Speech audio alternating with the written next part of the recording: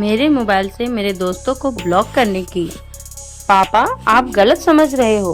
वो आपको कोई डिस्टर्ब ना करे इसलिए ब्लॉक किया था। अच्छा, मेरे आराम का इतना ही ख्याल है तो अपने बच्चों खुद संभालो।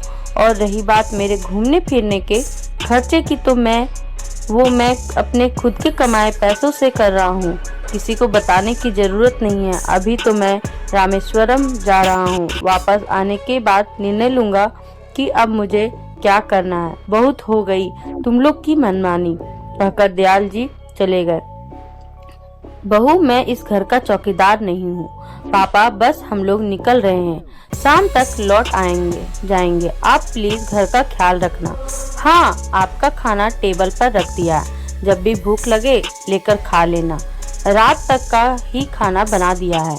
हम लोगों को आने में देर हो जाएगी तो थकने के बाद खाना नहीं बनेगा और हम लोग वैसे भी खाना खाकर आएंगे।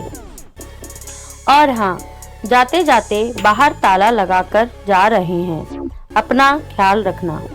दोनों बेटे और बहू कहते हुए अपने अपने परिवार के साथ घर से बाहर निकल गए।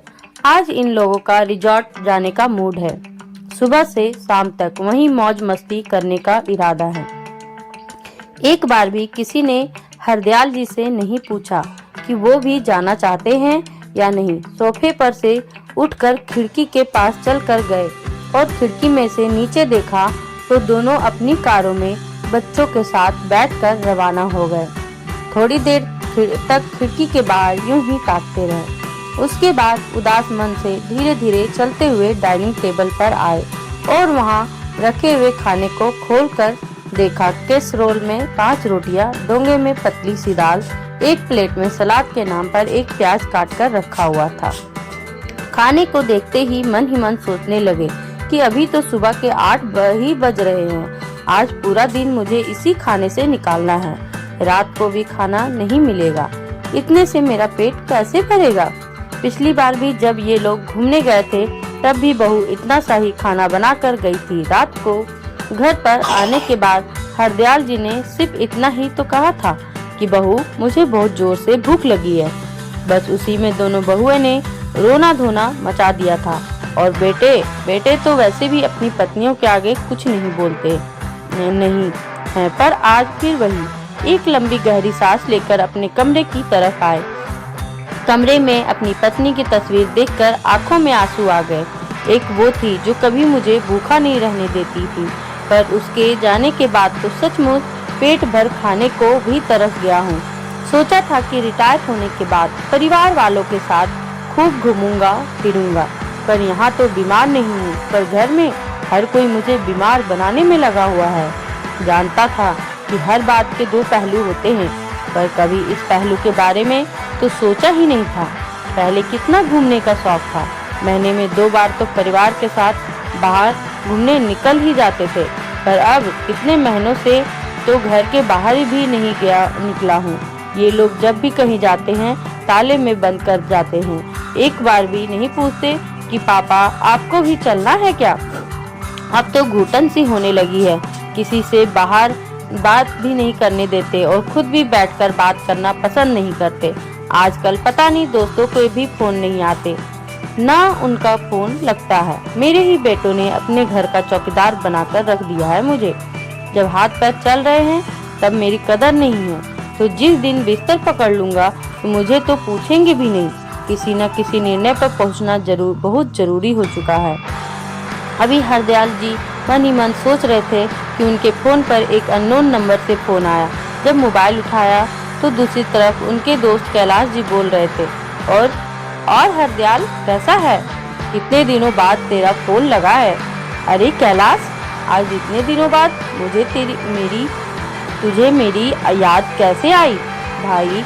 यह पूछने के लिए कि कब तक भाभी के जाने का गम बनाएगा। कुछ आगे का सोचा है कि नहीं? मतलब यह है कि इस बार हम सारे दोस्त मिलकर रामेश्वरम घूमने जा रहे हैं। तू भी चलेगा इस बार? पिछली 2 बार भी तुम मना कर चुके हो। मैंने मना किया? कब? अरे पिछली बार वैष्णो देवी यात्रा पर गए थे और उससे पहले कैलाश मानसरोवर यात्रा पर गए थे। तेरे फोन पर फोन लगाओ तो लगता ही नहीं है। आखिर तेरे बेटों को फोन लगाया था, तब तेरे बेटों ने ही कहा कि पापा मना कर रहे हैं। अब मम्मी के बगैर उनका कहीं मन नहीं लगता। इस बार मैंने किसी और नंबर से फोन लगाया। तुझे कमाल है, ये नंबर तो लग गया। सुनकर हरदयाल जी हैरान रह गए।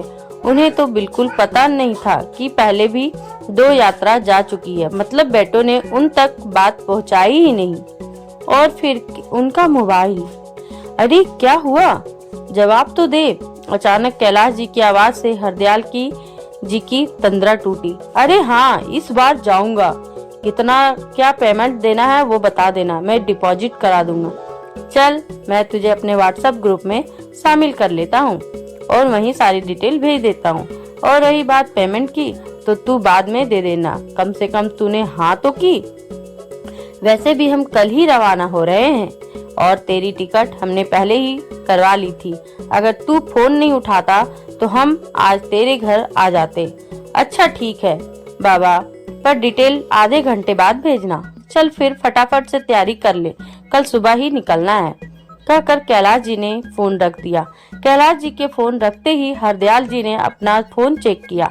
हरदयाल जी के अधिकतर सभी दोस्त उसमें ब्लॉक हो रखे थे।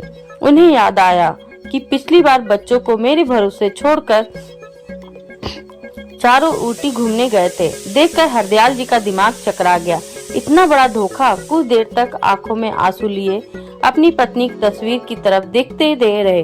फिर आंसू पोंछकर सबसे पहले हरदयाल जी ने अपने सारे दोस्तों को अनब्लॉक किया। उसके बाद उठकर अपने कमरे में गए और अपनी अलमारी में से अपने टूर पर पहनने वाले कपड़े निकालकर पैक किए।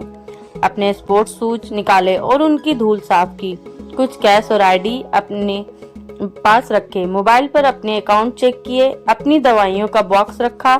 जितना समझ आया उस हिसाब से पैकिंग कर ली और इंतजार करने लगे दूसरे दिन का। रात को जब बच्चे घर आए तब तक हरदयाल जी सो चुके थे। किसी ने भी उनके कमरे में जाने की जहमत नहीं उठाई।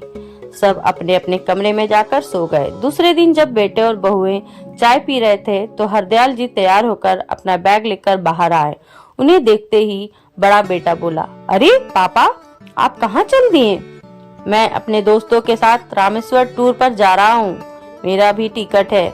हरदयाल जी की बात सुनकर चारों बेटे बहू एक दूसरे की शक्ल देखने लगे। बड़ी बहू बोली, पर पापा जी, आप ऐसे कैसे जा सकते हैं? बच्चों के एग्जाम शुरू होने वाले हैं और हमें भी बेंगलुरु के लिए रवाना होना है। मेरे मौसा जी के बेटे की शादी है। बच्चों को हम किसके भरोसे छोड़कर जाएंगे? आपने सोचा भी है? छोटी बहू ने भी कहा, और क्यों फालतू में पैसे खर्च करना? आपके पास इतना ही पैसा है तो थोड़ा बहुत हमें ही दे दीजिए। बेटे ने भी कहा, और वैसे भी इस उम्र में कहाँ घूमने की लग रही है आपको?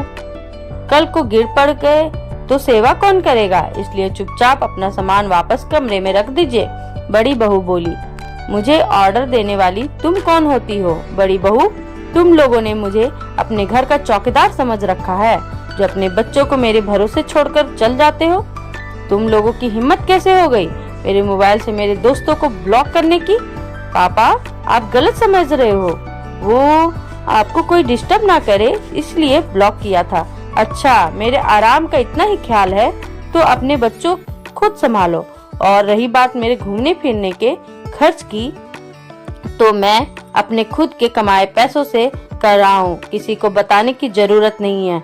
अभी तो मैं रामेश्वरम जा रहा हूँ, वापस आने के बाद निर्णय लूंगा कि अब मुझे क्या करना है। बहुत हो गई तुम लोगों की मनमानी, कहकर हरदयाल जी वहाँ से रवाना हो गए। बेटे और बहू से कुछ बोलते ना बना। आखिर सब यही सोचते रह गए कि पापा आखिर क्या निर्णय लेंगे। तो दोस्तों, ऐसी घटना होती रहती है और ऐसे सभी को समझने की जरूरत है। हर लोगों की अपनी इच्छा होती है। तो आप सबको ये कहानी, पारिवारिक कहानी कैसी लगी बताएं। मेरी तो दिल छू गई। आप सभी बताएं, कमेंट में जरूर बताएं और लाइक करें, सब्सक्राइब करें और अच्छा लगे तो शेयर करें। और दोस्तों, मिलते हैं अगले वीडियो में। धन्यवाद मेरी पूरी वीडियो देखने के लिए।